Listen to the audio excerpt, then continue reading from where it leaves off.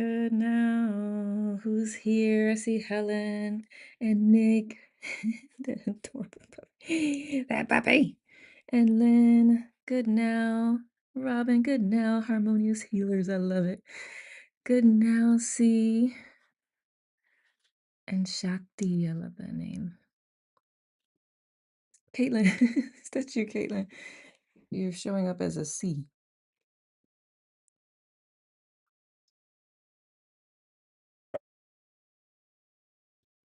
All right. How's everyone? How's everyone feeling?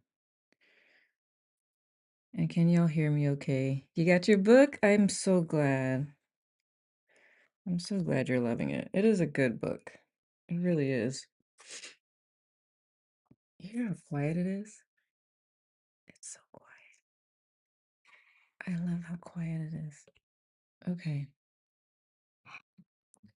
I'm just doing my little disclaimer before we get started. It's a quiet Saturday, huh?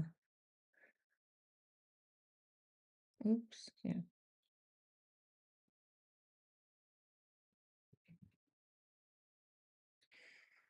All right. We'll get this going. I'm so glad that you are enjoying the book. Good now, Karen. Q, one each. And good now, Megan. Hopefully I said that correctly. Caitlin, there you are. There's your picture. I don't like if there's more people here, the bubbles are not showing. All right. It's been a couple minutes. I'm gonna go ahead and get us started. I love to respect your time as much as possible. Y'all have met me though. Sometimes I can get a little long-winded. For those joining for the first time, first of all, welcome. Just to let you know, we are reading the book Letting Go, The Path of Surrender by Dr. David R. Hawkins. We're having discussions, lessons learned, and things like that. This week we're on chapter 3. I haven't scheduled for chapter 4 yet, which is my birthday, but I will be scheduling that after today's session. Good now, Rhonda. Rhonda, are you on the road? Probably shouldn't answer that if you are. Good now, Chris CC. Good now, Moon Shadow and Debbie. Good to see you all. Okay. So, of course. All right. So, the disclaimer, like I mentioned before, this book is going to hold a mirror up in front of you, and some things may not be so fun to acknowledge about ourselves. But the whole point is to heal. If at any time any of this gets to be too much, feel free to either put it in the chat so we can support you and love on you, or you can just take a seat, take a knee, and just leave the chat. But the main thing is that you take care of you. I'm not, while I do help people with through traumas and things like that, I am not a licensed mental health professional. So if it gets to a point where you need something that's like out of my scope, I will definitely highly recommend to get a therapist or professional. I am really good at what I do, but I'm also still not licensed. I am a coach and use a lot of energy in my work. So with that said, this week we're talking about the anatomy of emotions. Is there anything that over the last week before we get started that you want to discuss? Because I know like right after the chapter, you may or may not have a lot, but for me, it takes a minute to just kind of let things settle in, and then like, oh, then the revelations start like flying out of my head. Is there anything that from last week that anybody would like to share or bring up or ask questions about before we hop into chapter 3? And if you don't have the book, it's okay because I'll be playing it.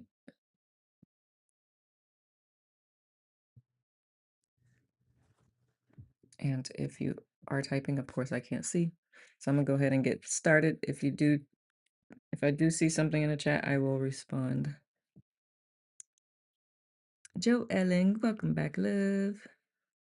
It's my I don't know what my uh thing is doing. Like it doesn't show your picture, it shows your letter initially. Good now, Barbara. All right. Y'all ready for chapter 3? Good now, love. Let me pause. Well, I'll stop playing. Good now. All right, chapter 3. Letting go, the pathway to surrender.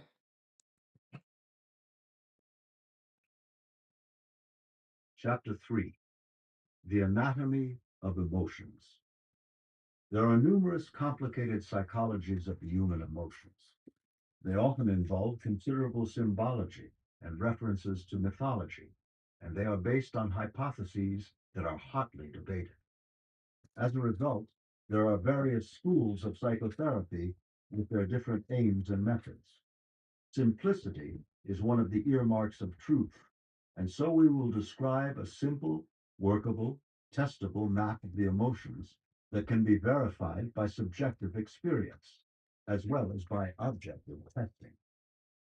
The goal of survival. Whichever psychology is studied reveals that the primary human goal, superseding all others, is survival. Every human desire seeks to ensure one's personal survival and the survival of one's identified groups, such as family, loved ones, and country. Humans fear, most of all, the loss of the capacity to experience. To that end, people are interested in the survival of the body because they believe that they are the body, and therefore they need the body to experience their existence. Because people view themselves as separate and limited, they are stressed by their sense of lack.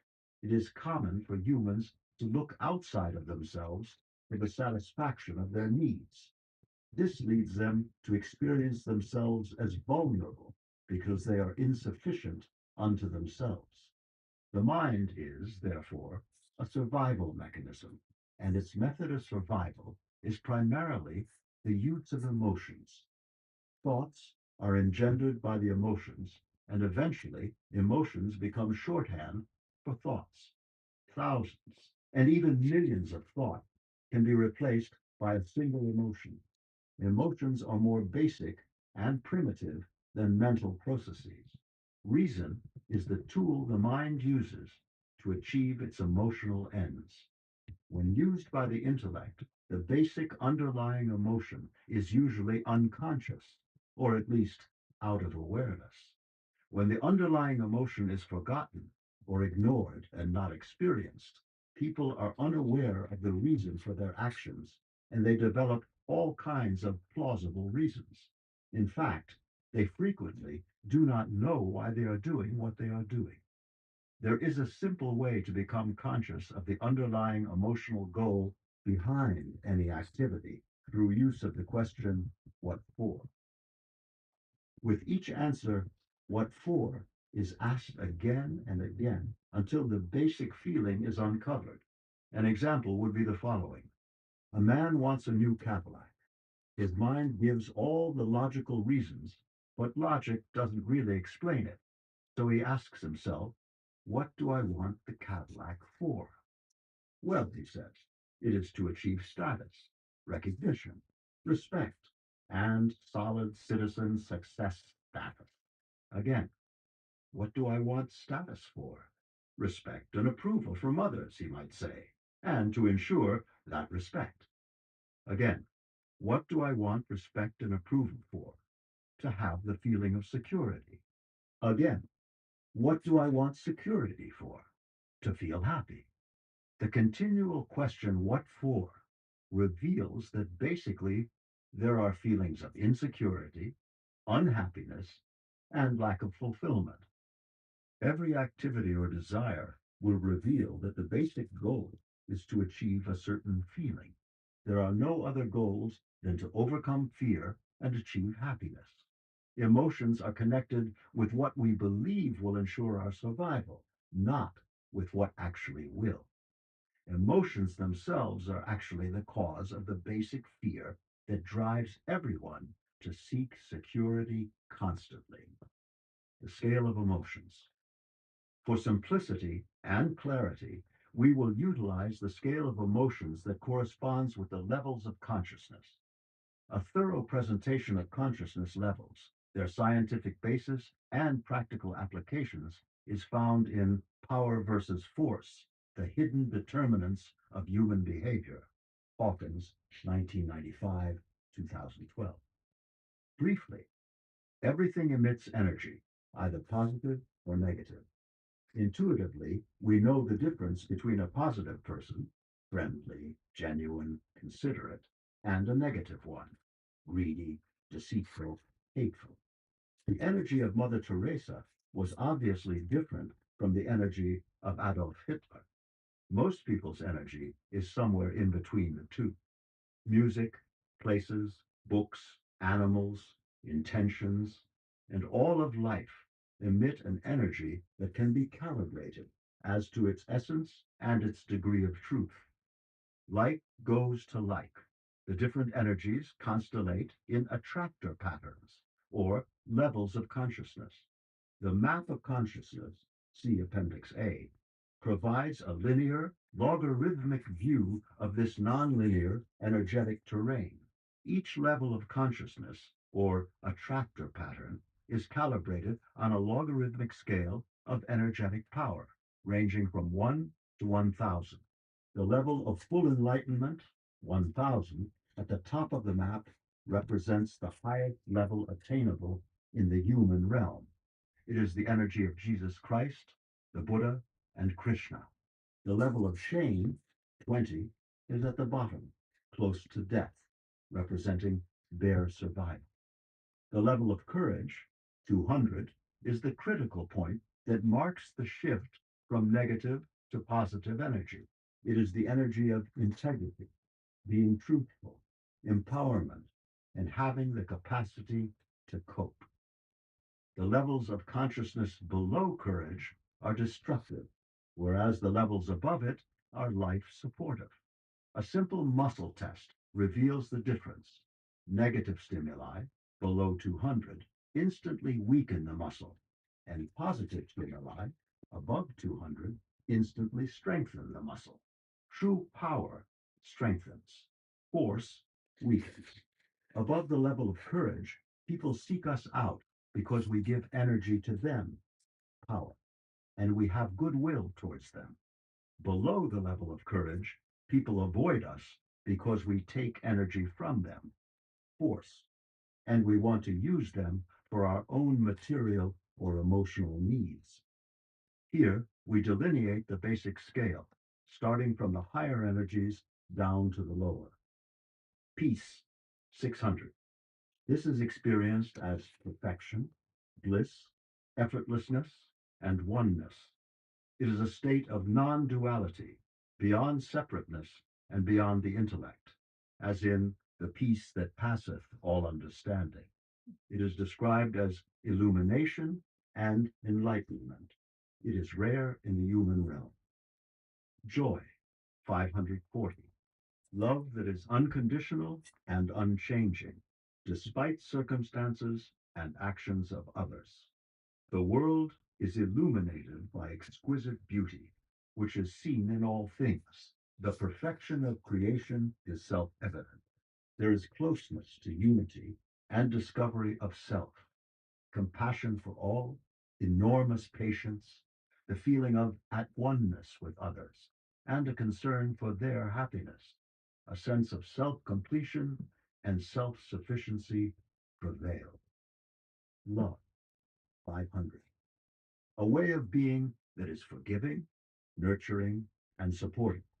It does not proceed from the mind, rather, it emanates from the heart. Love focuses on the essence of a situation, not the details. It deals with wholes, not particulars. As perception is replaced with vision, it takes no position and sees the intrinsic value and lovability of all that exists. Reason, 400. This aspect differentiates humans from the animal world. There is the ability to see things in the abstract, to conceptualize, to be objective, and to make rapid and correct decisions. Its enormous utility is problem solving. Science, philosophy, medicine, and logic are expressions of this level. Acceptance, 350. This energy is easygoing, laid back, harmonious, flexible, inclusive, and free of inner resistance. Life is good. You and I are good. I feel connected. It meets life on life's terms. There is no need to blame others or blame life. Willingness, 310. This energy subserves survival by virtue of a positive attitude that welcomes all expressions of life. It is friendly, helpful, wants to assist, and seeks to be of service. Neutrality, 250. This is a way of life that is comfortable, pragmatic, and relatively free of emotionality. It's okay either way. It is free of rigid positions, non judgmental, and non competitive. Courage, 200. This energy says, I can do it. It is determined, excited about life, productive, independent, and self empowered. Effective action is possible. Pride, 175. My way is the best way, says this level. Its focus is achievement, desire for recognition, specialness, and perfectionism. It feels better than and superior to others. Anger, 150. This energy overcomes the source of fear by force, threats, and attack. It is irritable, explosive, bitter, volatile, and resentful. It likes to get even, as in, I'll show you. Desire, 125. It is always seeking gain, acquisition, pleasure, and getting something outside oneself. It is insatiable, never satisfied, and craving. I have to have it. Give me what I want and give it to me now. Fear, 100. This energy sees danger, which is everywhere. It is avoidant, defensive, preoccupied with security, possessive of others, jealous, restless, anxious, and vigilant. Grief, 75. There is helplessness, despair, loss, regret, and the feeling, if only I had. Separation, depression, sadness, being a loser, mournful, as in, I can't go on. Apathy, 50. This energy is characterized by hopelessness, playing dead, being a drain to others, being immobilized, and the feelings, I can't, and who cares? Poverty is common. Guilt, 30. In this energy field, one wants to punish and be punished. It leads to self rejection, masochism, remorse, feeling bad, and self sabotage. It's all my fault. Accident proneness, suicidal behavior, and projection of self hatred onto evil others are common. It is the basis of many psychosomatic illnesses. Shame, 20, characterized by humiliation, as in hanging your head in shame. It is traditionally accompanied by banishment. It is destructive to health and leads to cruelty towards self and others. In general, we can say that the lower end of the scale is associated with lower vibrational frequencies, lower energy, lower power, poorer life circumstances, poorer relationships, less abundance, less love, and poorer physical and emotional health. Because of the low energy, such needy people drain us on all levels. They tend to be avoided and find themselves surrounded by people on the same level, e.g., in jail. As we let go of negative feelings, there is a progressive movement up the scale to courage and then beyond with increasing effectiveness, success, and more effortless abundance. We tend to seek out such people. We say they are I. They give off life energy to all living things around them. Animals are attracted to them. They have a green thumb and positively influence the lives of all with whom they come in contact. At the level of courage, the negative feelings have not all disappeared, but now we have sufficient energy to handle them because we've re-owned our power and self-adequacy. The fastest way to move from the bottom to the top is by telling the truth to ourselves and to others.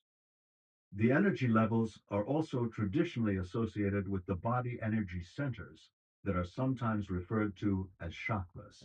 The chakras are energy centers through which Kundalini energy is said to flow once it is awakened at the level of courage, 200. The energy centers, chakras, can be measured by a variety of clinical techniques and sensitive electronic instruments. On the map of consciousness, the chakras calibrate as follows: crown, 600; third eye, 525; throat, 350; heart, 505; solar plexus, 275; sacral or spleen, 275; base or root chakra, 200. When we relinquish negative feelings, the energy in our higher chakras increases. For instance, instead of habitually venting our spleen, second chakra, we are now described as all heart, fifth chakra. This energy system has a direct impact on the physical body. The energy in each chakra flows out through channels called meridians to the whole energy body, which is like a blueprint to the physical body. Each meridian is associated with a particular organ, and each organ is associated with a particular emotion. A negative emotion throws off the energy balance of its associated acupuncture meridian and related organ. For instance, depression, despair, and melancholy are associated with the liver meridian. So these emotions tend to interfere with liver function. Every negative feeling impairs a body organ, and as the years go by, that organ becomes diseased and eventually fails to function.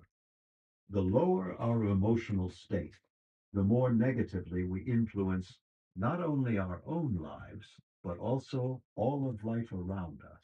The higher the emotional level of evolution, the more positive our life becomes on all levels, and we support all life around us. As negative emotions are acknowledged and surrendered, we get freer and move up the scale, eventually experiencing predominantly positive feelings.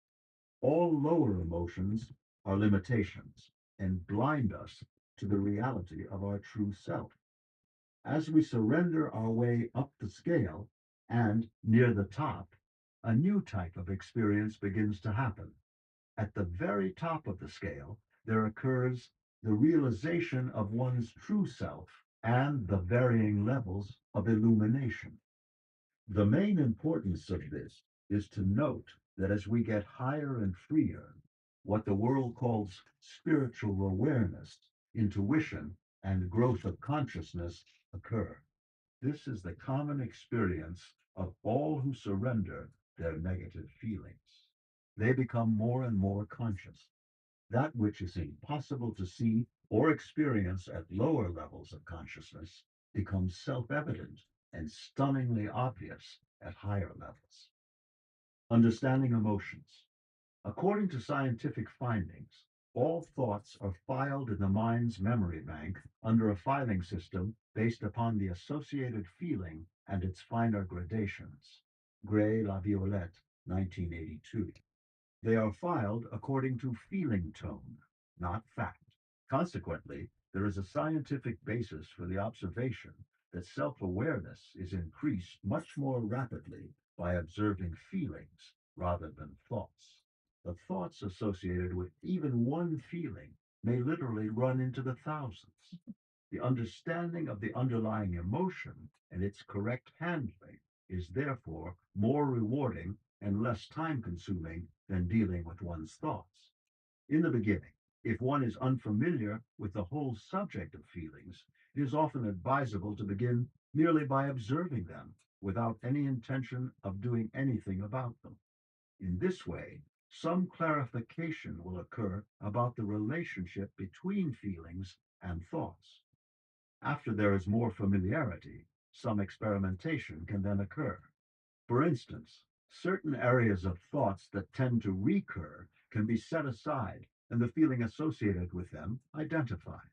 The feeling can then be worked with by first accepting that it is there without resisting it or condemning it.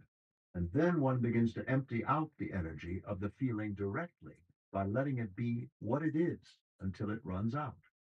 Somewhat later, the former thought can now be looked at and their character will be observed to have changed. If the feeling has been totally surrendered and let go, usually all thoughts associated with it will have disappeared entirely and been replaced by a concluding thought which handles the matter quickly. For example, there was the case of a man who misplaced his passport shortly before going to a foreign country. As the scheduled date of departure drew closer and closer, his inner panic mounted. His mind raced wildly, trying to think where the passport could have been misplaced. He searched high and low. He tried various mental tricks to no avail. He berated himself. How could I have been so stupid as to lose a passport? Now there isn't time to get another one. As the fateful day approached, he faced a real dilemma. No passport, no trip. Missing the trip had a lot of negative consequences because it was both business and pleasure, and it would have created a difficult situation. Finally, he remembered to do the letting go technique. He sat down and asked himself, what is the basic feeling that I've been ignoring? To his surprise, the basic feeling that came up was grief. The grief was associated with not wanting to be separated from someone he dearly loved. There was also an associated fear of loss of the relationship, or at least the weakening of it, due to his absence. As he let go of the grief and the associated fear, he suddenly felt at peace about the matter. He also concluded that if the relationship couldn't handle a 2 week absence, it wasn't worth all that much anyway. So there was really nothing at risk. As soon as he felt at peace, he instantly remembered where the passport was. In fact, it was in a place so simple and obvious that only unconscious blocking could explain why he had not remembered it. Needless to say, all of the thousands of thoughts about the missing passport, the failed trip, and the potential consequences instantly disappeared. His emotional state became one of gratitude and happiness instead of frustration. Letting go can be very useful in everyday life situations, but its use in life crises can be crucial in preventing and alleviating large amounts of suffering. In a life crisis, there is usually an overwhelm of emotion. The crisis has tapped into one of our major areas of suppressed or repressed feelings. In this situation, the problem is not one of identifying the emotion, but how to handle the overwhelm. Handling emotional crises. Because this is a very difficult problem for most people, some details are needed.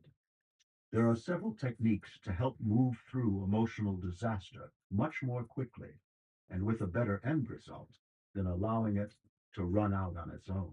Recall the usual mechanisms that the mind consciously uses to handle emotions, which are suppression or repression, expression, and escape.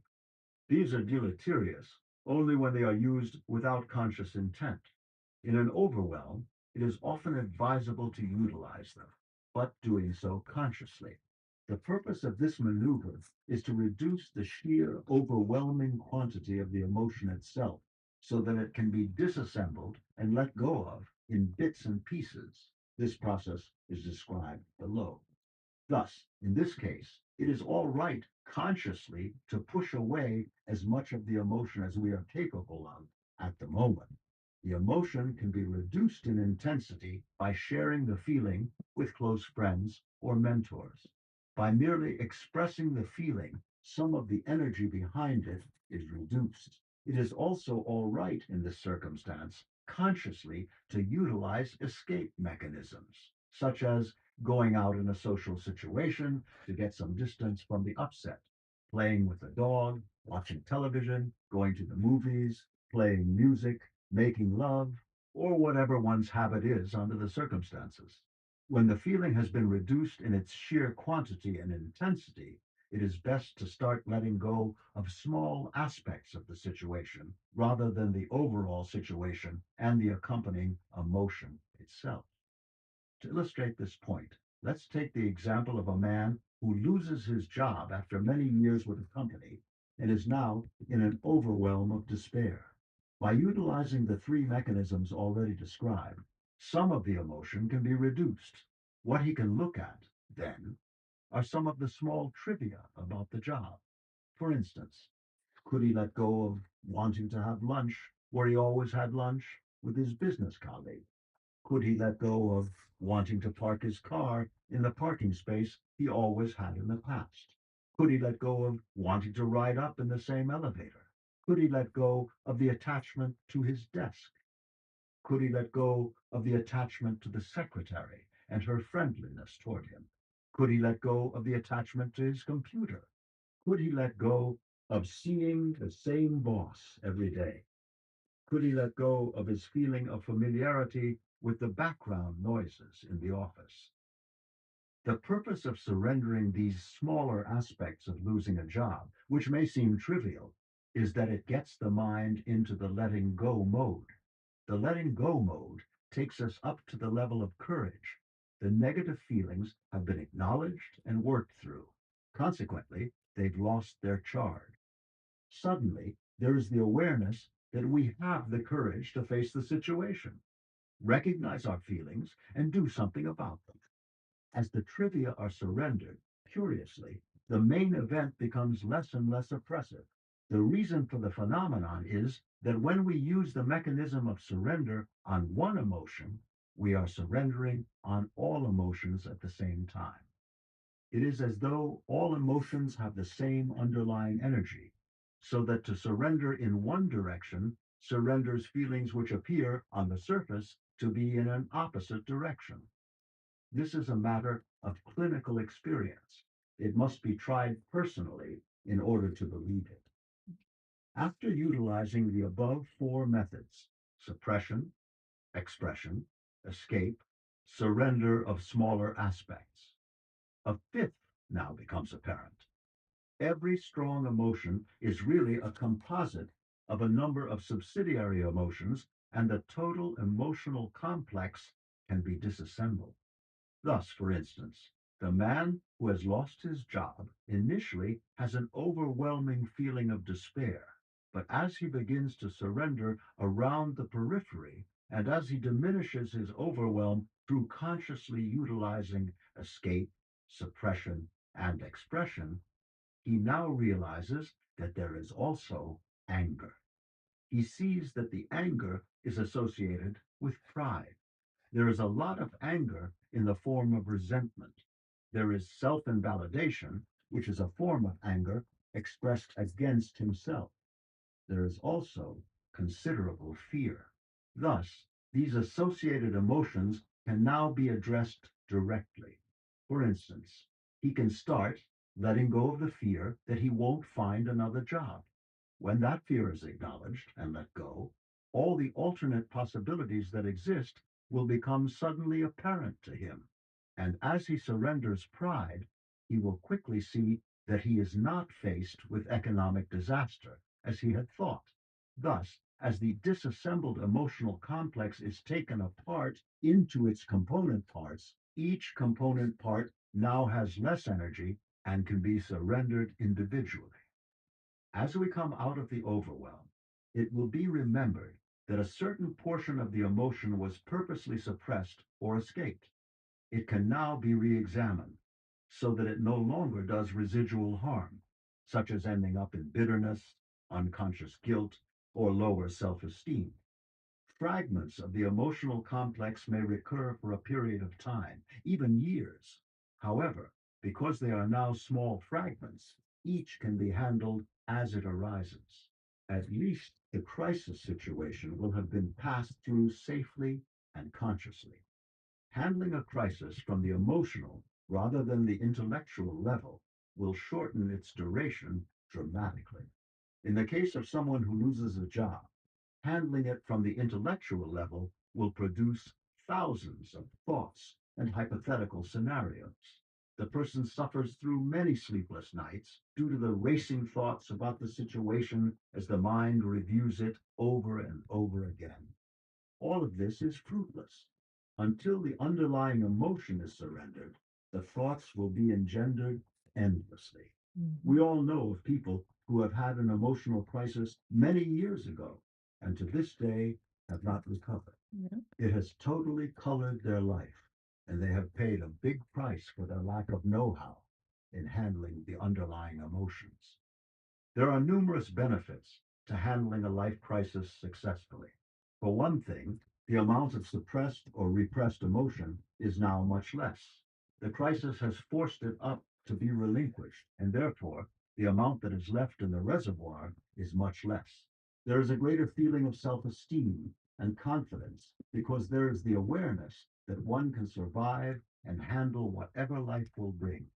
There is an overall reduction of the fear of life, a greater feeling of mastery, greater compassion for the suffering of others, and an increased ability to help them through similar circumstances.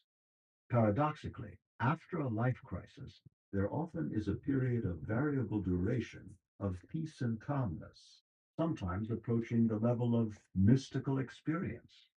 The dark night of the soul frequently precedes states of heightened awareness. One of the best known examples of this paradox is illustrated by persons who have had near death experiences. There are now many books on the subject that reveal a certain commonality. Once the worst of all possible fears, the dread and shock of death, has been faced, it is superseded by a profound sense of serenity, peace, oneness, and immunity from fear. Many such persons develop extraordinary abilities, become healers, develop psychic awareness, and advance states of spiritual illumination. They experience major leaps in growth and the sudden appearance of new talents and capacities. Thus, every life crisis carries within it the kernels of a reversal, a renewal, an expansion, a leap in consciousness, and a letting go of the old and a birth of the new. Healing the past. When we look at our lives, we will see the residual of past life crises which are still unresolved. Thoughts and feelings about the events tend to occur and color our perception, and we will note that they have disabled us in certain areas of life. At that point, it is wise to ask ourselves if it is worth paying the continuing cost. Now that we have some mechanisms by which to handle these residuals, they can be uncovered. The residual feelings can be investigated and let go of so that a healing can take place. This brings us to another emotional healing technique that becomes powerful once the major event has passed. That is, to place the event in a different context, to see it from a different perspective, and to hold it in a different paradigm with a different significance and meaning. It is said that most people spend their lives regretting the past and fearing the future. Therefore, they are unable to experience joy in the present. Many of us have assumed that this is our human fate, our lot, and the best that we can do is grin and bear it. Philosophers have sometimes made hay out of this negativistic, pessimistic approach and developed whole systems of nihilism. These philosophers, some of whom have become celebrated over the years, are obviously mere victims of painful emotions that they did not handle, and which triggered endless intellectualization and elaboration. Some spent their entire lifetime constructing sophisticated intellectual systems to justify what is glaringly obvious as a simple, suppressed emotion. One of the most effective tools for handling the past is the creation of a different context. What this means is that we give it a different meaning. We take on a different attitude about the past difficulty or trauma, and we acknowledge the hidden gift in it. The value of this technique was first recognized in psychiatry by Viktor Frankl. He explained the approach, which he called logotherapy, in his famous book, Man's Search for Meaning. His clinical and personal experience demonstrated that emotional events and traumatic occurrences will change considerably and be healed if a new meaning is placed around them. Frankl told of his own experience in the Nazi concentration camps, wherein he came to see his physical and psychic suffering as an opportunity to achieve inner triumph. Quote, everything can be taken from a man, but one thing, the last of the human freedoms, to choose one's attitude in any given set of circumstances, to choose one's own way, unquote. Frankl, 1959, 2006. Frankl recontextualized the horrific circumstances to hold profound meaning for the human spirit. Every life experience, no matter how tragic, contains a hidden lesson. When we discover and acknowledge the hidden gift that is there, a healing takes place. In the example of the man who lost his job, after some time had passed, he looked back and saw that his former job was stunting, that he had been in a rut. Frankly, the job had given him an ulcer. Prior to losing the job, he had seen only the pleasures from it. Once outside of the situation, he began to see the costs that he had been paying, physically, mentally, and emotionally. After losing the job, he was open to discovering new abilities and new talents. In fact, he began a new, more promising career. So, life events are opportunities to grow, expand, experience, and develop.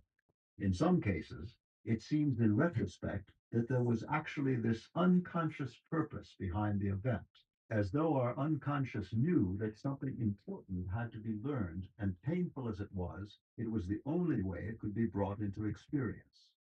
This is part of the psychology of the psychoanalyst Carl Jung, who concluded after a lifetime of study that there is an inborn drive in the unconscious toward wholeness, completeness, and realization of the self, and that the unconscious will devise the ways and means of bringing this about, even if they are traumatic to the conscious mind.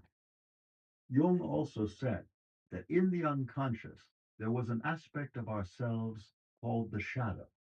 The shadow is all the repressed thoughts, feelings, and concepts about ourselves that we do not want to face. One benefit of a crisis is that it often brings us into familiarity with our shadow. It makes us more human and more whole to realize what we share with all of humanity. All the stuff that we thought they were guilty of is equally in ourselves. Thus, when it is brought up to conscious awareness, acknowledged, and surrendered, it no longer unconsciously runs us. Once the shadow has been acknowledged, it loses its power. All that is necessary is merely to recognize that we have certain forbidden impulses, thoughts, and feelings. Now they can be handled with a so what? Passing through a life crisis, then, makes us more human, more compassionate, more accepting and understanding of ourselves and others. We no longer have to indulge in making others wrong or making ourselves wrong. Handling an emotional crisis leads to greater wisdom and results in lifetime benefits. Fear of life is really the fear of emotions. It is not the facts that we fear, but our feelings about them. Once we have mastery over our feelings, our fear of life diminishes. We feel a greater self confidence, and we are willing to take greater chances because we now feel that we can handle the emotional consequences, whatever they might be. Because fear is the basis of all inhibitions, mastery over fear means the unblocking of whole avenues of life experience that previously had been avoided. Thus, The man who successfully handles the crisis of losing a job will never again experience that same fear. He will, therefore, be more creative on the next job, willing to take the necessary risk to make it a success. He begins to see how that haunting fear of job loss had severely limited his performance in the past, made him fearful and cautious, and cost him his self esteem due to his kowtowing and compliance with his superiors. One benefit from a life crisis is greater self awareness. The situation is overwhelming, and we are forced to stop all of our diversionary games, take a good look at our life situation, and reevaluate our beliefs, goals, values, and life direction. It is an opportunity to reevaluate and let go of guilt. It is also an opportunity for a total shift in attitude. Life crises, as we pass through them, confront us with polar opposites. Shall we hate or forgive that person? Shall we learn from this experience and grow, or resent it and become bitter? Do we choose to overlook the other person's shortcomings and our own, or instead do we resent and mentally attack them? Shall we withdraw from a similar situation in the future with greater fear? Or shall we transcend this crisis and master it once and for all? Do we choose hope or discouragement? Can we use the experience as an opportunity to learn how to share? Or shall we withdraw into a shell of fear and bitterness? Every emotional experience is an opportunity to go up or down. Which do we choose? That is the confrontation. We have the opportunity to choose whether we want to hang on or let go of emotional upsets. We can look at the cost of hanging on to them. Do we want to pay the price? Are we willing to accept the feelings? We can look at the benefits of letting go of them. The choice we make will determine our future. What kind of a future do we want? Will we choose to be healed, or will we become one of the walking wounded? In making this choice, it is well to look at the payoff we get from hanging on to the residuals of a painful experience. What are the satisfactions we are getting? How little are we willing to settle for? Anger, hatred, self pity, resentments, they all have their cheap little payoff, that little inner satisfaction. Let's not pretend that it's not there. There is a weird, quirky pleasure when we hang on to pain. It certainly satisfies our unconscious need for the alleviation of guilt through punishment. We get to feel miserable and rotten. The question then arises, but for how long? Take, for example, a man who had not spoken to his brother for 23 years. Neither of them could remember what the incident was about. It had been long forgotten, but they were in the habit of not speaking. And so, for 23 years, they paid the price of missing each other's company, affection, togetherness in family matters, and all the shared experiences and love they could have had. When the man learned about the mechanism of surrender, he began to let go of his feelings about his brother. Suddenly, he broke out in tears of grief, realizing all that had been lost over the years. By forgiving his brother, he triggered a similar response in the brother, and the two were reunited.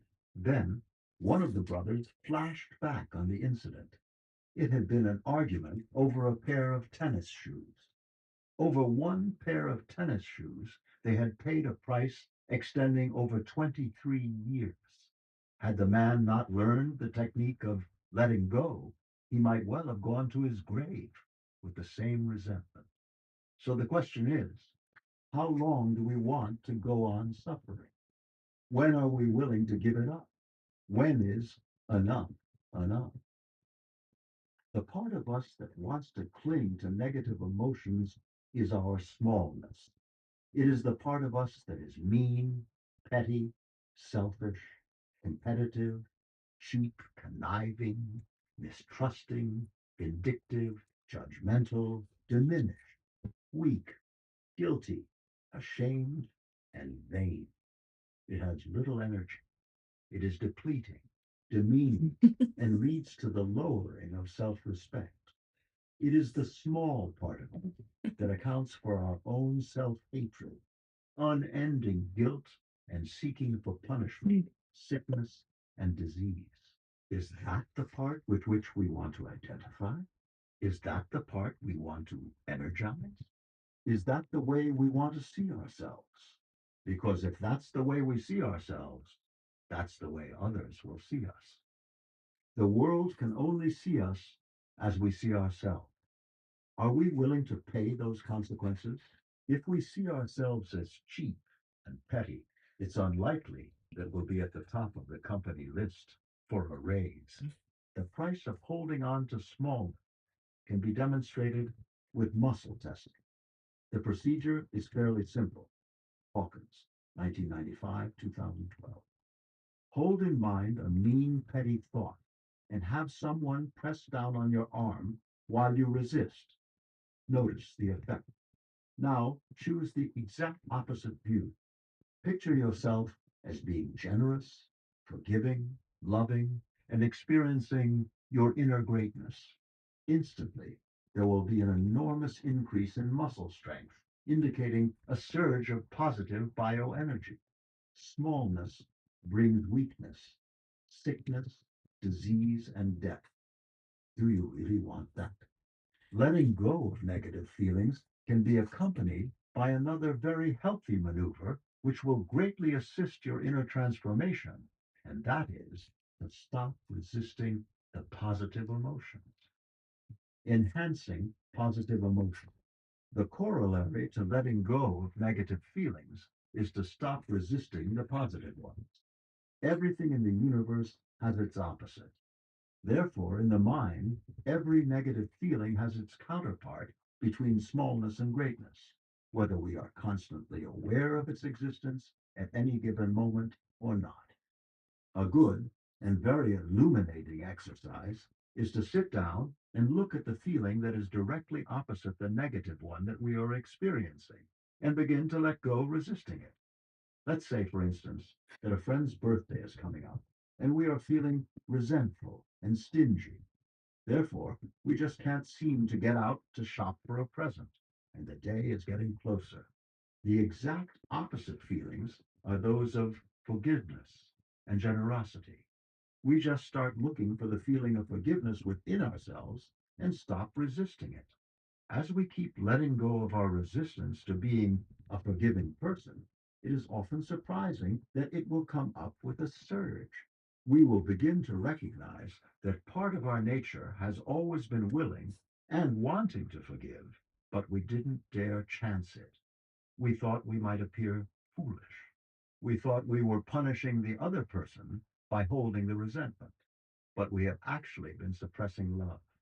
In the beginning, we may not consciously feel this specifically about our friend, but we will begin to notice that we do have this aspect to our personality.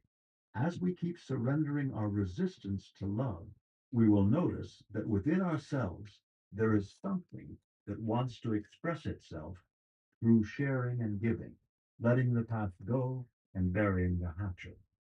There is a desire to make a friendly gesture. We want to heal the separation, to repair the wound, to make good the wrong, to express gratitude, and to take a chance on being thought a fool. The purpose of this exercise is to locate within ourselves that which can only be described as greatness. Greatness is the courage to overcome obstacles. It is the willingness to move to a higher level of love.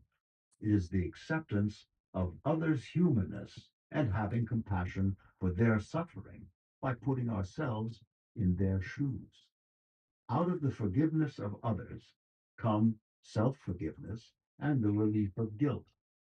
The real payoff we get is when we let go of our negativity and choose to be loving. We are the ones who benefit.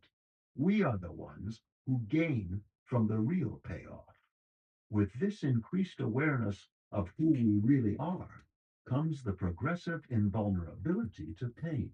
Once we compassionately accept our own humanness and that of others, we are no longer subject to humiliation, for true humility is a part of greatness. Out of the recognition of who we really are comes the desire to seek that which is uplifting. Out of it arises a new meaning and context for life. When that inner emptiness, due to lack of self worth, is replaced by true self love, self respect, and esteem, we no longer have to seek it in the world, for that source of happiness is within ourselves. It dawns on us that it cannot be supplied by the world anyway. No amount of riches can compensate for an inner feeling of poverty. We all know of the many multimillionaires who try to compensate for their inner sense of hollowness and lack of inner worth. Once we have contacted this inner self, this inner greatness, this inner completion, contentment, and true sense of happiness, we have transcended the world. The world is now a place to enjoy, and we are no longer run by it. We are no longer at the effect of it. When we utilize these techniques of relinquishing the negative and surrendering resistance to the positive, sooner or later we come into a sudden, comprehensive awareness of our true dimension. Once this has been experienced, it will never be forgotten. The world will never intimidate us again as it once did. There may be continued compliance with the ways of the world out of sheer habit, but the inner drivenness, the inner vulnerability, and the inner doubt is now gone. Outwardly, the behavior may appear the same, but inwardly, the causes for it are now totally different. The end result of the conscious handling of emotions is invulnerability and imperturbability. Our inner nature is now bulletproof. We are able to go through life with balance and grace.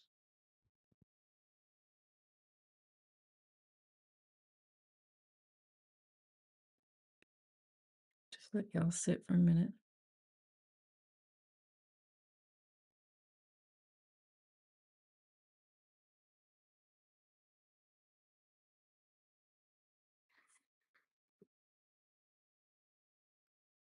Mm.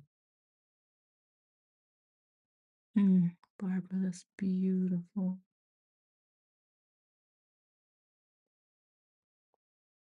I'm glad y'all liked it. That's why I, I give a warning in the beginning.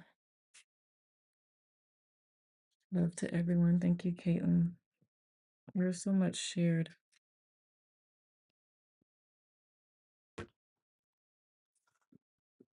Mm.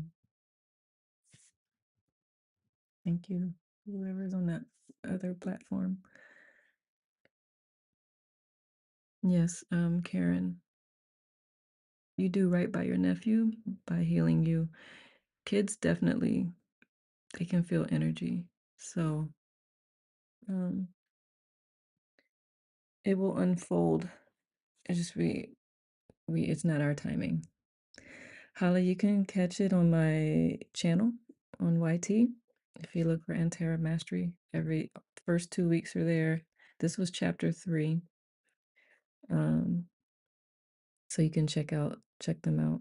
I might put them, I have them in the playlist called IT Lives, I think, or IT Talks or something like that, but I may just put it into a separate playlist specifically for the book. The Way Knows the Way, absolutely. Antara Mastery. Hmm. I am Antara Mastery everywhere.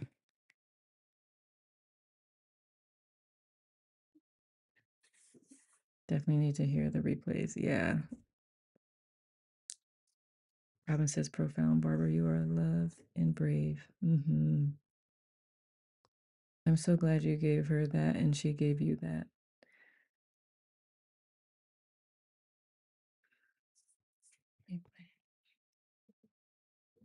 You're welcome.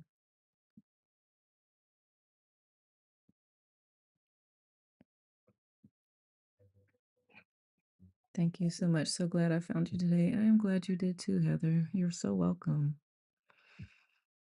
Yeah, this book is needed right now.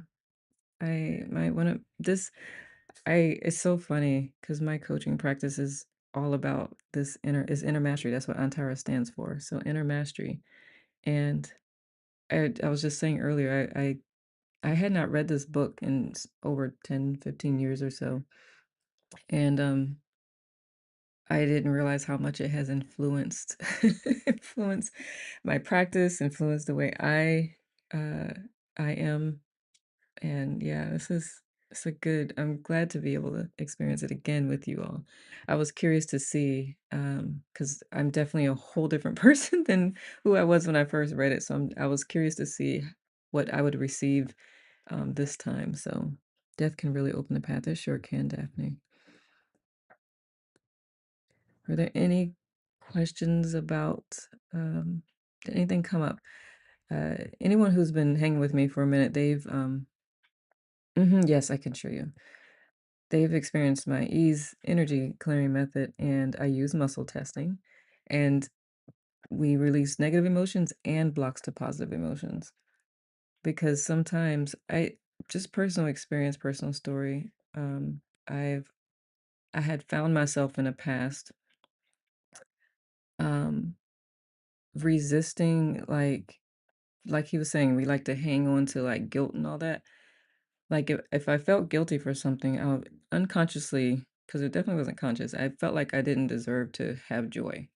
So I would resist it, like unconsciously manifest things that would bring me out of the state of joy whenever I was experiencing it. It's kind of like the saying, waiting for the other shoe to drop. It's like looking for it to drop.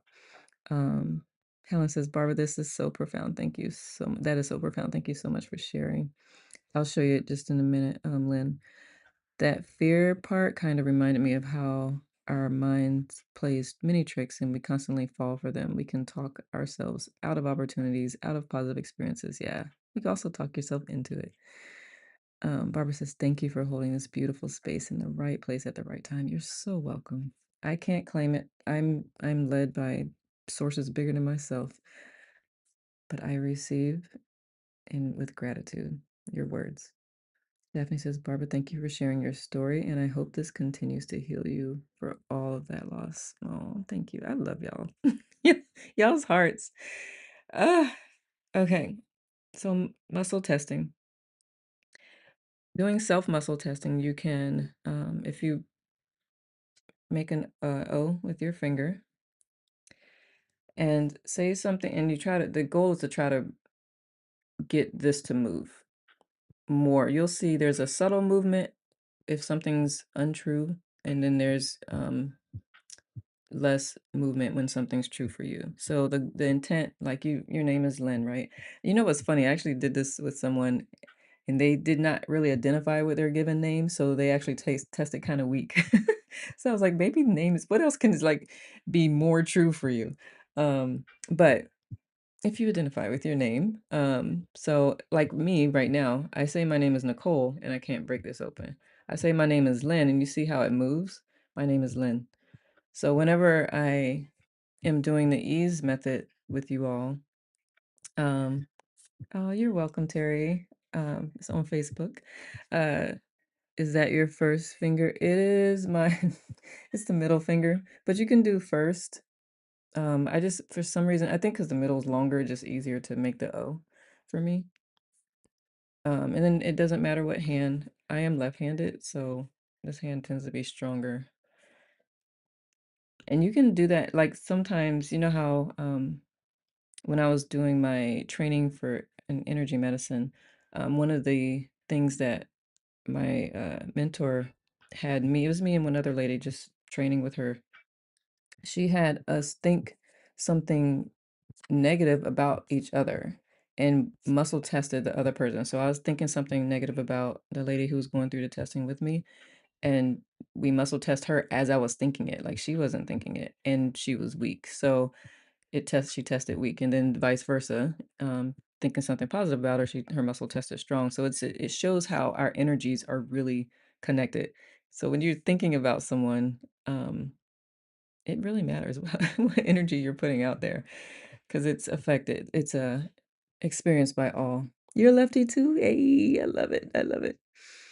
Helen says, I wasn't sure about the scale of emotions. I feel resistance to putting a number on an emotion because a negative or low emotion can be a place of learning and grace. Or was he just using the scale for comparison?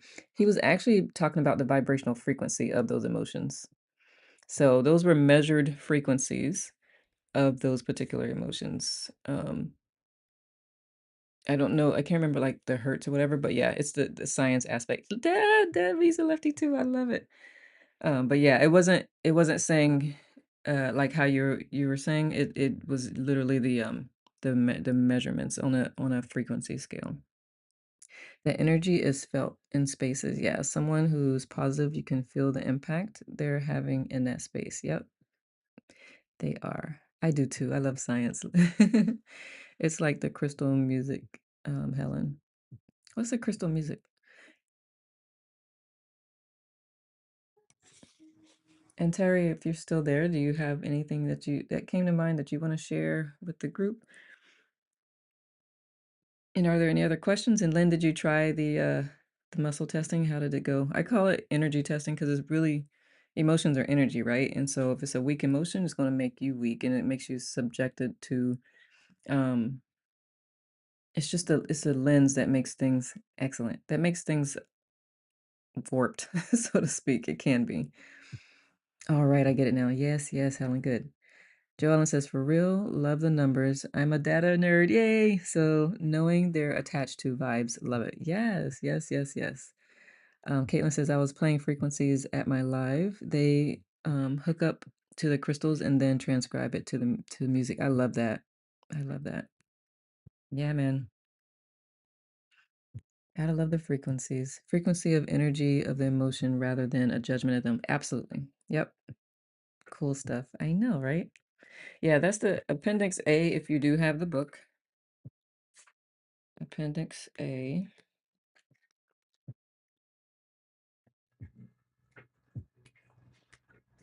The map of consciousness.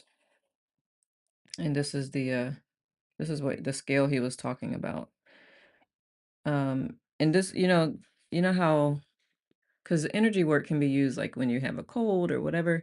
And if I am not well and someone's like, why don't you do energy on yourself? I'm like, because I'm probably not at a high enough energy level to actually do that. Like you remember he said in the book, when you get to courage, at least you have the energy to deal with the things that are happening. Not saying that I'm not courageous, but you know what I mean. Like there's just my energy is not enough. It takes energy to do energy work. So I'm like, this is why healers need healers. Um, but yeah, but yeah, the scale in the back of the book. I know it's kind of hard to see. I believe God led me to you at the right time. I'm so glad, Heart Terry. I am here, love. And if you ever get the Insight Timer app, you're welcome to join from the live on the Insight Timer app too. I keep looking over here because that's where the screen is, but I know I'm looking at you now. Terry's on Facebook, y'all. If y'all want to say hi to Terry. Are they under different names in the book? What do you mean? Oh, thank you, Barbara, for the donation. I highly recommend the book. Me too. Me too. What do you mean, Justin? Are they different names in the book? What you talking about?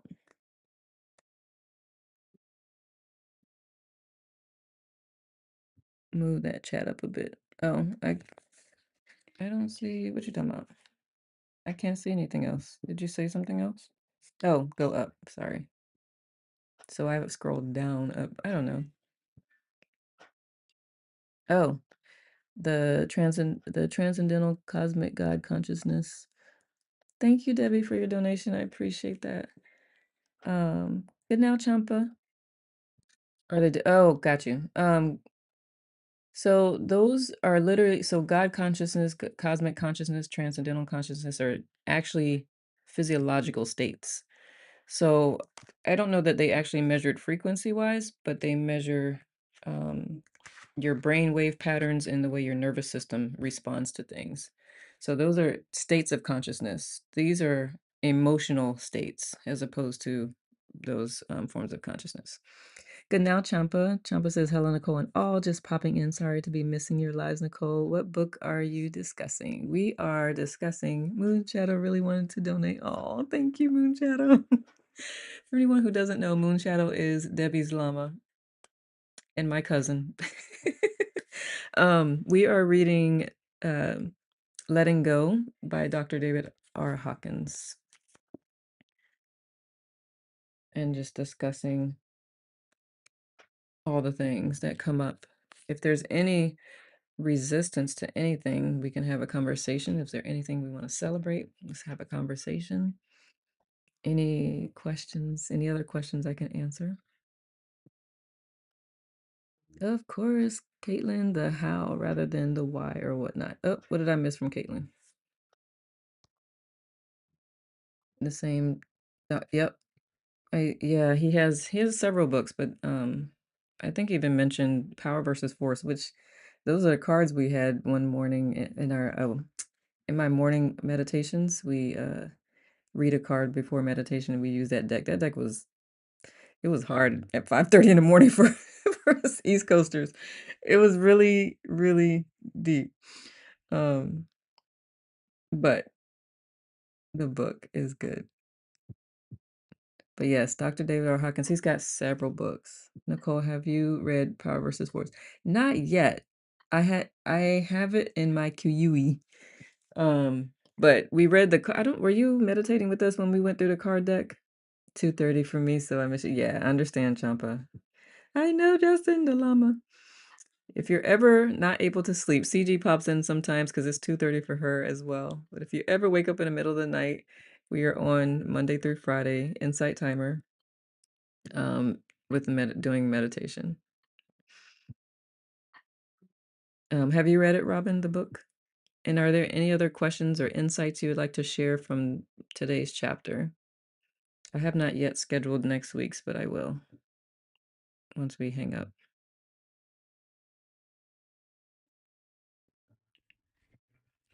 I've joined you a couple of nights. I'm glad. I've been quietly hanging out. I'm glad. I'm happy to be a peaceful place for someone who is not sleeping well. And the meditation will definitely put you to sleep because it's silent meditation.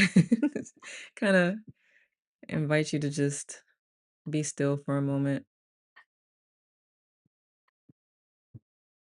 Thank you for the hearts, by the way. I get my camera. When the sun shines a certain way, the camera's like, what do you want me to do with that? Right now, it's like, I don't see you, Nick. I'm like, all right, well, y'all can see my hands. That's what matters. My hearts didn't want to pop out. I haven't read the book yet. Intrigued.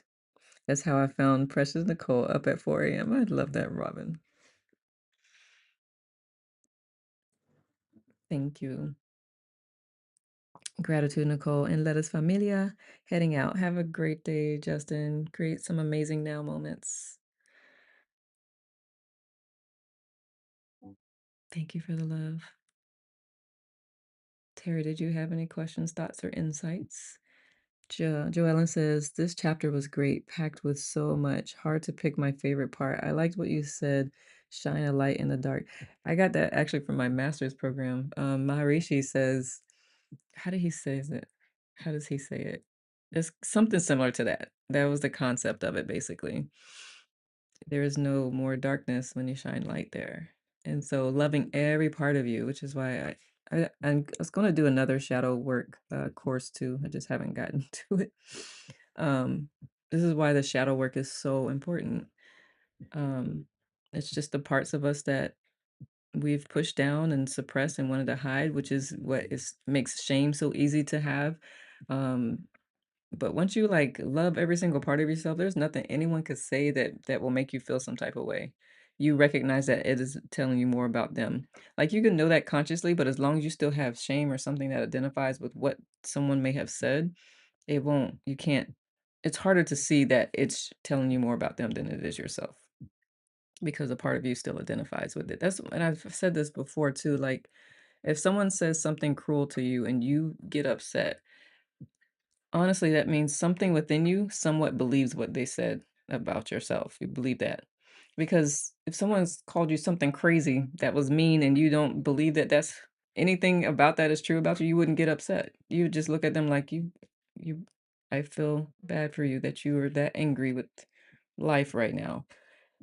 But if they called you stupid and you thought you were stupid unconsciously, you would feel some type of way. I feel like I opened the door. Good, Helen. So true. Yes, Helen. Okay, let me see what Helen says. Um, I had a shift this week when I sit with my thoughts. When I sit, my thought is, Dear Universe, I am listening. This shifted to, Dear Source, what is it that you want me to know? And in that moment, I realized the source. Ooh, I love it. Was within, not outside anymore. Yes. Oh my goodness, Helen. I love it. Yep, you did. You did. You opened a huge door. It's a big door. It's one that a lot of people don't realize is there. And so many things shift once you connect like that. Congratulations. I can't wait to see where this leads. Yes, I love that. It also triggers memories of what you were told as a child sometimes.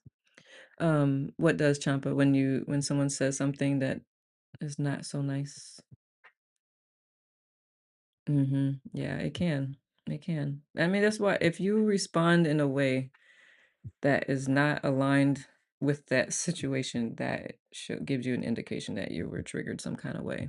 And that's the opportunity not to beat yourself up, but to be excited about the awareness. It's like, thank you, trigger.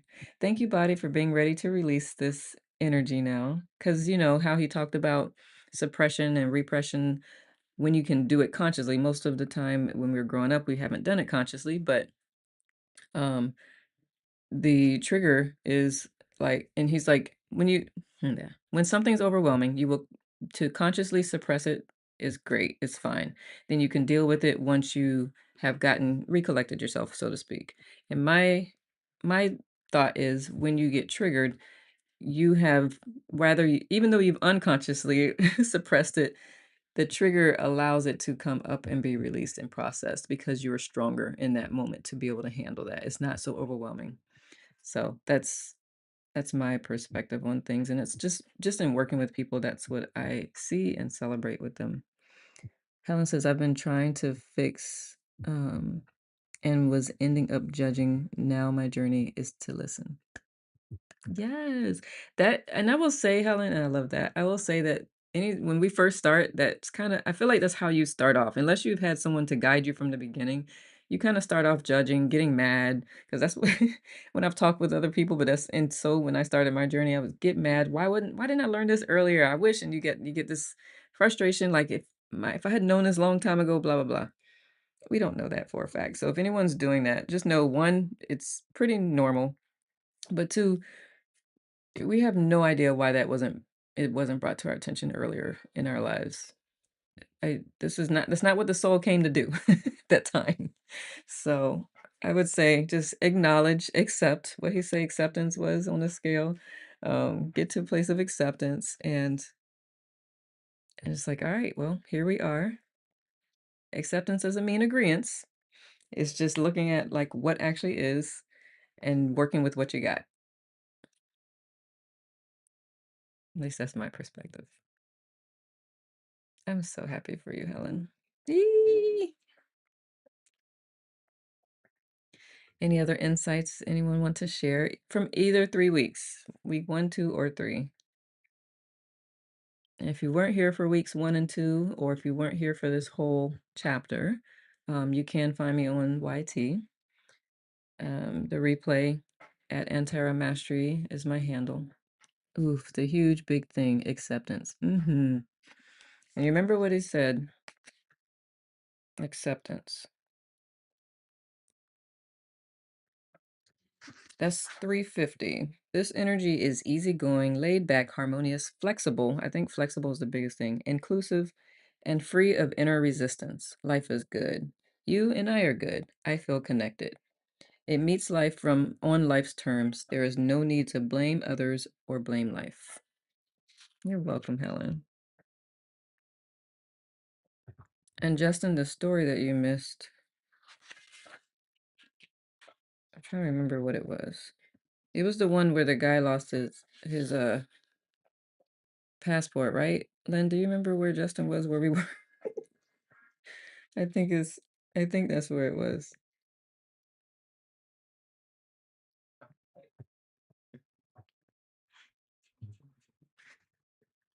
Wow, free from inner resistance. Imagine. Right. Right. It's a process, especially if you're getting started later in life. I tend to work with clients that are older than me too, and they are frustrated because it's happening so late in life. Again, there's no timeline. There is no book of life that says by this age you should be doing this, that, or the other. Like our timeline is what it is. If we spend time in regret and frustration, it really does prevent us from enjoying the now moment. It's heavy, and yeah, you get my drift. Been there. Done that. When the student is ready, the teacher appears. Absolutely.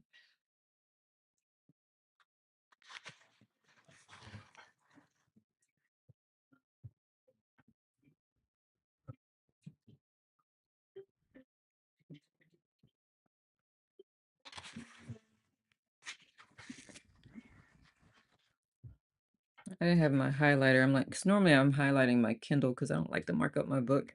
So I usually highlight my Kindle, but I didn't have the Kindle out. So there were things I was like, yep, yep.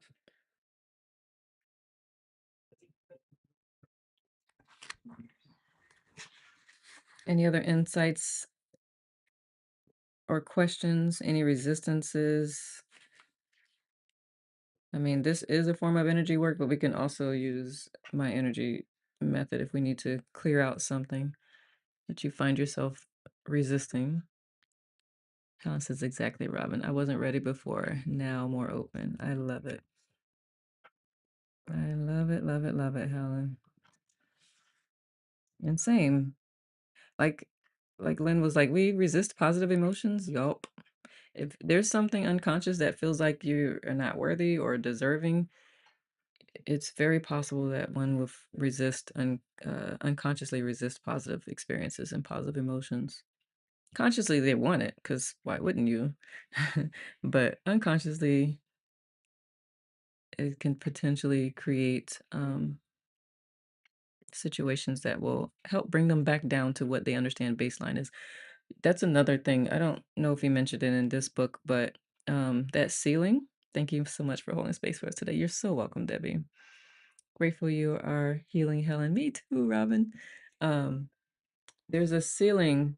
We all have a ceiling of what unconsciously we accept, like our level of happiness or abundance or whatever. And anytime we get close to that, it's like we unconsciously manifest situations, or if we go above it, we unconsciously manifest situations that bring us back to where that is. So I'm constantly working on raising where that is so that, it gets more and more aligned to where I see myself being. I'm definitely not there yet, but definitely come a long way. So just recognize that. That was like one of the first things I learned. Because I was tired of being sad and depressed. And I was also tired of anytime I started to experience joy, it's like I would look for the other shoe to drop. I would find something to not be happy about. And that it's because my baseline was exceeded and my body was like, no, that's not safe. It's dangerous. We don't know that territory. And so when I learned that, will say I learned it from an article on psychology.com. Was the first time I actually heard of that concept. And then I was angry because I'm like, I spent all these years not being able to get above my baseline because I didn't even know that was a thing.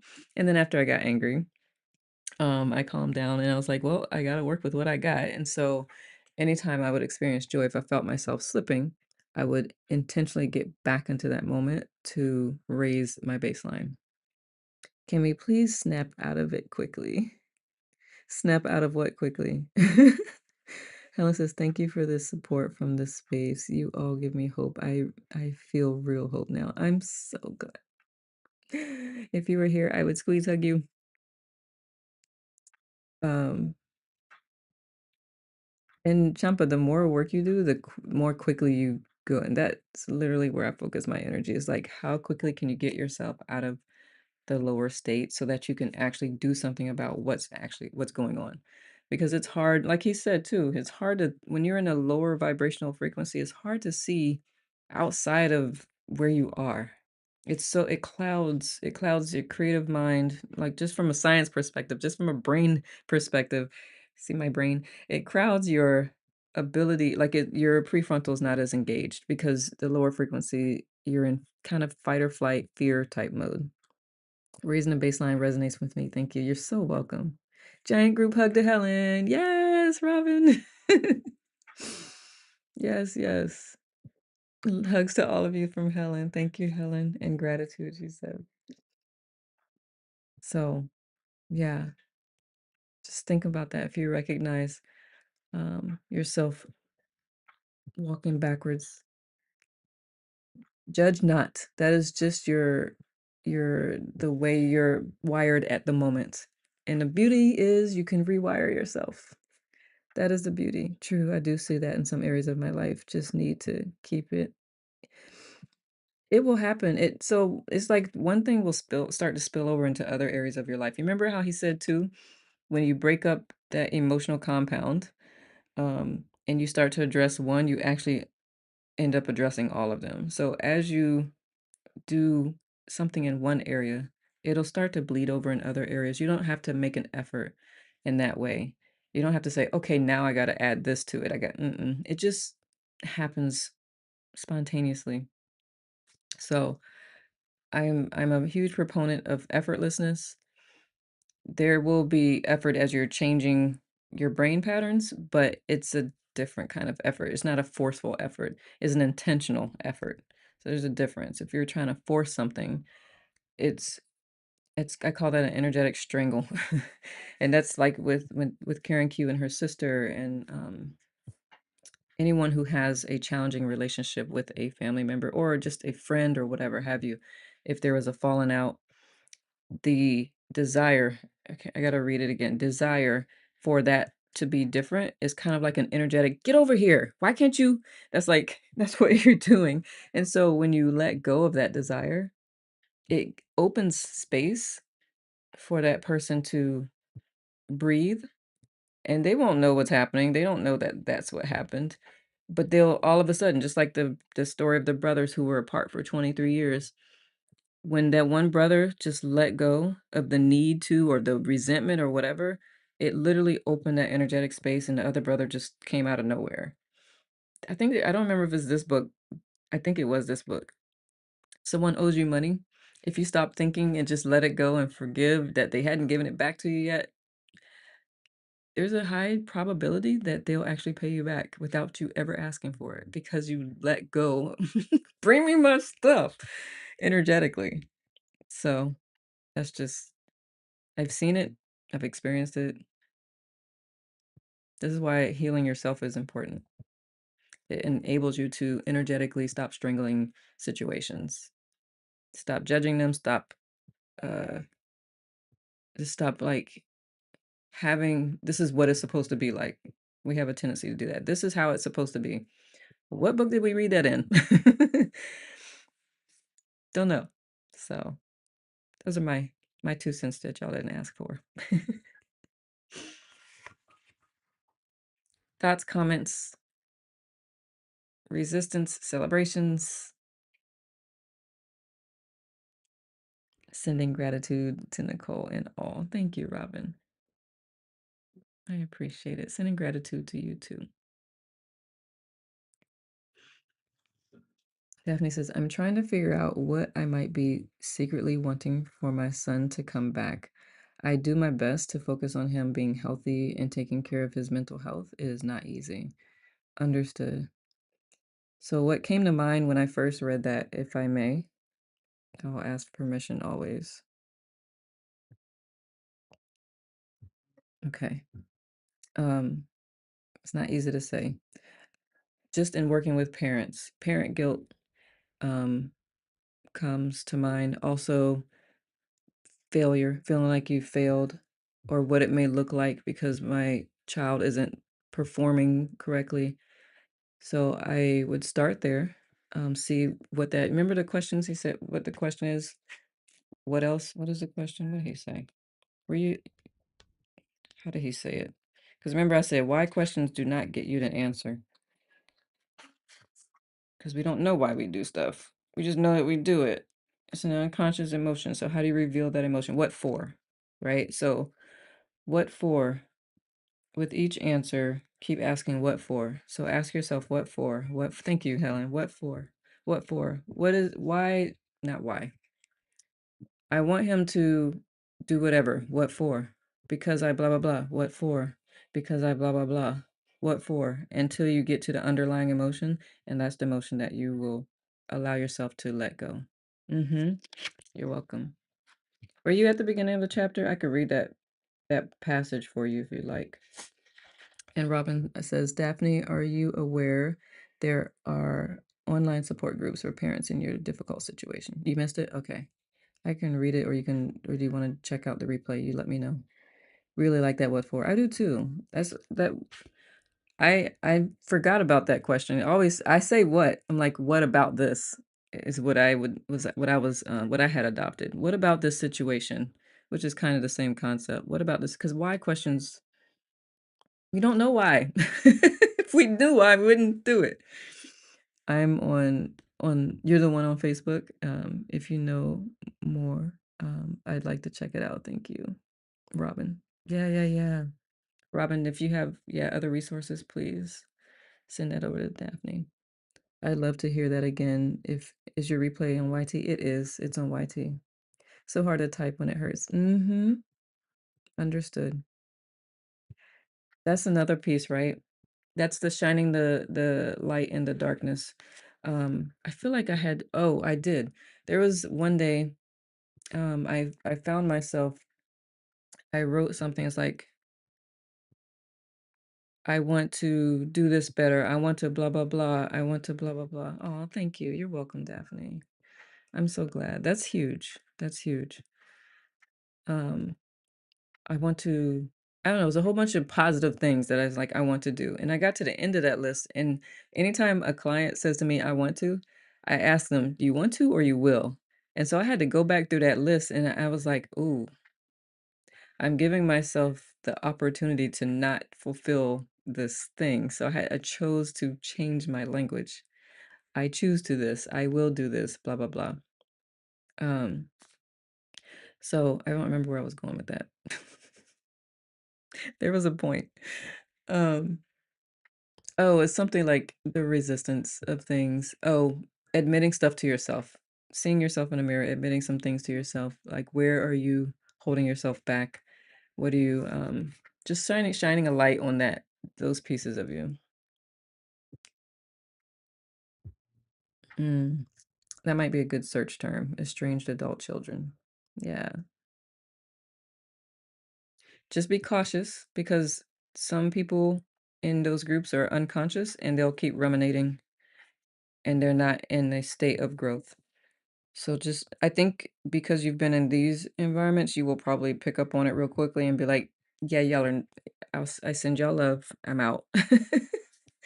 Love you, but I'm out." Not helpful. Um, just pay attention to that. Nicole's the beginning of the chapter you were going to read. Oh, yeah. It is on a replay, but I can definitely read that part. Too triggering. Oops, be careful. Yeah. Yes, I can read that. It's the what for question part. It is on the replay, but I will read it. Is the goal of survival. So I will read you a story. Uh, whichever psychology is studied reveals that the primary human goal, superseding all others, is survival. Every human desire seeks to ensure one's personal survival and the survival of one's identified groups, such as family, loved ones, and country.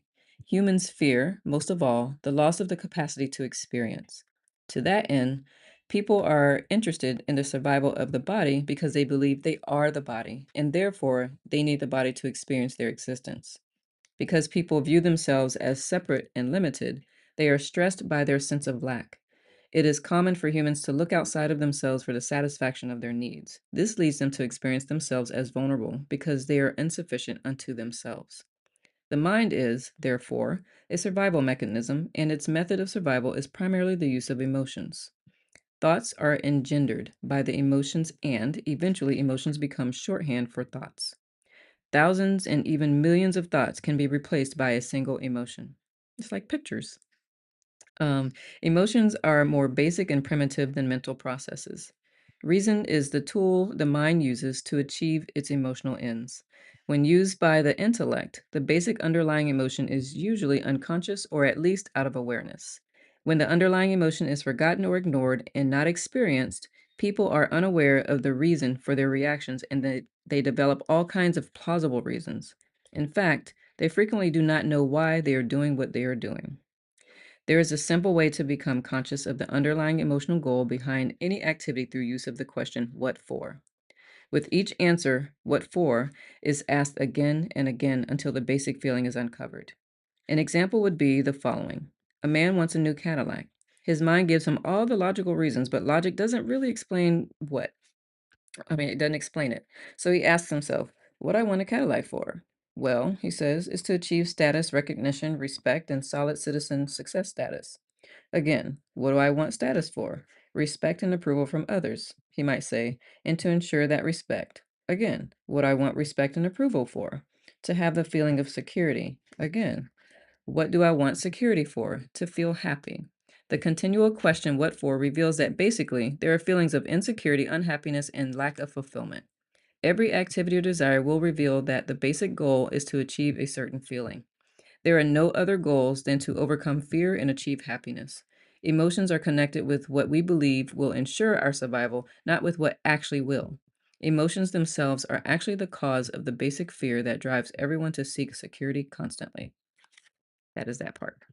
What for? And once you can undercover that underlying emotion, then you can start to release it. And then whatever has been causing that, right? It is a lot. Whatever has been causing that, you can release that. And I love that when he talked about the again, when he talked about compound emotions and you break it down, this I think it was the story about the guy who lost his job. When you actually break it down and start to release things little by little, it's less overwhelming, less taxing on the system. Um, yeah. So yeah, it's a lot. And that's what I was asking. There's something it starts within. It starts within. And it's the only thing you can control. You're so welcome.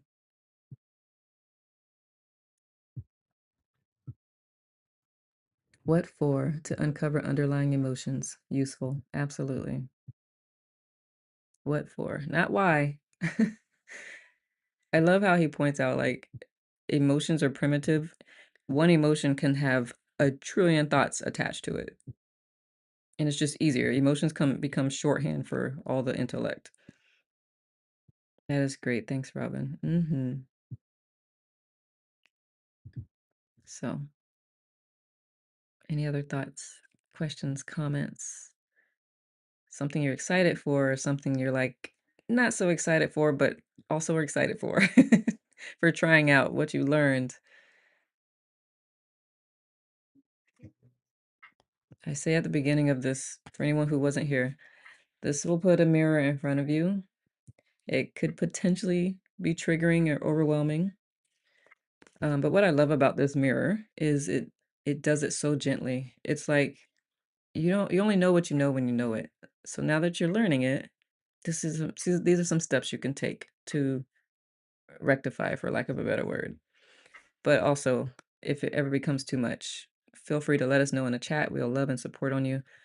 Or you're welcome to just close out the session for yourself and then revisit when you're in a place to receive some of these messages. But they're not always the easiest to receive, which is why I love them for me now in this state. Maybe 10 years ago, it's like, it's a little more challenging. Daphne says, "I'm excited to watch the replays." Awesome, awesome. Also, okay, out, yeah, self-havening techniques. Yes, yes, yes. There are. You found my YT? So cool to have you on 2 scenes about Double Nicole. You on there? Are you on there right now? I love it. Yep. Yeah, there's 2 folks. I don't know where unfortunately, because it's airing to my FB and YT, and I think even my sub. So I but it only unless you respond, like, talk in a chat, I don't know from where you're watching. And I think only YT and FB will show me in the chat. But anywho, excited of that path I have traveled, working on keeping up with sharing my story and sharing love. Thank you, Daphne. I see you, love. I love it, producer. Okay. Patricia says, fabulous space here. Thank you. Perspective gained and more in abundance. Thank you, Nicole, and all. You're so welcome. Helen says, when a loved one is hurting, I know to be there when they are ready, if they are ready. Yep. But oh my God, do I have to resist rushing into, yep, rescue and stop their suffering? Yeah, honestly, perspective about suffering. We are perceiving it as suffering because if we were in that position, we would feel like we're suffering. But we don't know how they're experiencing that suffering. Their soul may be like just soaking it all in as they are evolving itself. So just remember that too. A lot of times we're projecting how we think someone would be feeling or are feeling, even if they look like they're struggling. They may be, but we don't know how, to what degree. And usually when we're wanting to rescue, because I am the same way, when we're wanting to rescue someone, we are like thinking it's like the worst thing ever. And maybe they aren't seeing it to that degree. Um, but yeah, I feel like I'm being arrogant that I have an answer, but I still want so much to ease their pain. Yeah, I get it. And Robin says, Helen, I fully relate to that. I'm learning to be quiet. Yep. Yeah, because you know, the silence creates space. It shows non-judgment, and that's when people open up. Another really good book is Crucial Conversations. I quote that book a lot too, and I read that many years ago. And it was just this one spot in there that just really resonated with me. And it was talking about a couple who were having a dispute. Um, and the guy would just he kept deflecting, but the goal is to stay focused on the intention, like what you want the outcome of the conversation to be. And so anytime he would deflect or say something kind of negative or whatever, the girlfriend would acknowledge how he's feeling, but also go right back to where they're going with the conversation. And the more she did that, she didn't dismiss how he was feeling, but the more she did that, the more the space just opened up for them to actually have that conversation. So it's just acknowledging, but not leaning into it, not like to the degree that you're kind of joining them in that state. You're remaining in this higher level of energy so that they can come up to your level of energy. You're like bringing them to this energetic level with you so that y'all can have an actual conversation. So that's not how it was said. That was just that was the premise behind it, but that was a combination of all the other things I've learned since then. Like being with and listening to and loving on a toddler. Yes, yes. Oh, the little ones. Yeah, I mean, and what I love about that too, pause and let calm lead the way. Yes, Bev. What I love about that too, Caitlin, that analogy is like you are however years old. You've had all this experience, which means your consciousness is more um evolved. A toddler has had this much experience, and so their perspective and their perception of things are only at this level. They cannot fathom until they learn through how you respond to them and their emotions and all that. Your own inner child sees what you're doing too. Yes, Caitlin, I love that. Yep, absolutely. But yes, Bev, for sure. Pause. That pause gives both of y'all space. That pause lets you not react, and it lets them see that you're not reacting, and y'all are in this together. So, yeah.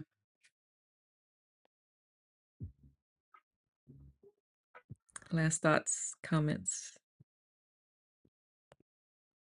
This chapter was a lot. It was a long chapter too, so but it was good, very good. Eye-opening, good reminders, reinforcement of things. If you're just joining, we read chapter 3 of Letting Go. You can catch the replay on my YT channel at Antara Mastery. And feel free to make comments on the channel as well. Like if you have questions that come up for you or any resistance that you find, you're like, I don't know about this or whatever, feel free because I respond. I have the notifications for when someone makes a comment on any of the videos there. Um, we've had this conversation. I like to be very responsive. Her life moves so fast. Daphne says, when an adult child hires me to work with their aging parent, the AC keeps making excuses for their parents and and apologizing for them. I share that my relationship is different from me and the dynamic I have with the parent is different. I care for them, but I am meeting them where they are and I don't have the same history. Not sure it is very clear, but my place is to just hold space. I guess this is the lesson for me in my situation. Phew. Another channel highly highly light bulb just went off. Yes. Yep. As I was reading that, I was like, I feel what you're feeling, I believe. You're like, dang it, did I just talk to myself? I've done it. I've done it. I've done it. Good. I'm glad. Helen says, oh, yes, Caitlin, I can ask myself what my inner child needs in that moment when I'm resisting the urge to want to ease the loved one's pain. Yes, Helen. I have laughing tears. Good. Stephanie. Ooh, I love that so much. Yes. I bet you feel I bet you have a really big, deep breath that you were able to let out, and, like, some of the weight has just don't be surprised if you start to see signs of reconnection in some kinda way. It might not be him directly, it may be something that reminds you of him that will come into your awareness more. I'm going to take one. I hold the breath. Naughty habit. Don't call it naughty, just unconscious. No self-punishment, just self-love. Mm, but Helen, I love that approach for sure. All right, my loves. If there are no other further thoughts, comments, questions, concerns, resistance, celebrations, I'm going to take the time to celebrate you. If I can get my computer to see me, I think it's when the sun shines a certain way. Oh, there it goes. Celebrating you always, always for showing up for you. Because in so doing, you're showing up for your loved ones and for the world. And I could ask for nothing more. Thank you. Thank you. Thank you. Thank you for doing the work. Our energy emanates, it ripples. So sending love to all in Nicole. Thank you, Daphne. Persevere, peaceful people. Robin's my alliteration angel for anyone who does not know. Joe Ellen says, thank you. You're so welcome. Daphne's peace. Yes, yes, yes. Thank you all for being here. May you all create the most amazing now moments. Of course, I've got to say Ja Guru Dev, which means victory to the greatness in you. May you all create the most amazing now moments. Until I see you next time, make every moment count. Because that's all we have is this now moment right here. Spend it in bliss. Because honestly, at the core of your being, that's exactly what you are. You are bliss. I learned it. Study it. Telling you, I promise. That's who you are. All right, loves. I'll see you next time. Thank you. I love you. And thank you for anyone on the other platform. I sometimes forget to to end this session because I hit end on the other one. I did that the other day. I was like, "Oh, my bad." But anyway, thank you for being here. Grateful, and I hope you got a lot out of it, and ciao for now.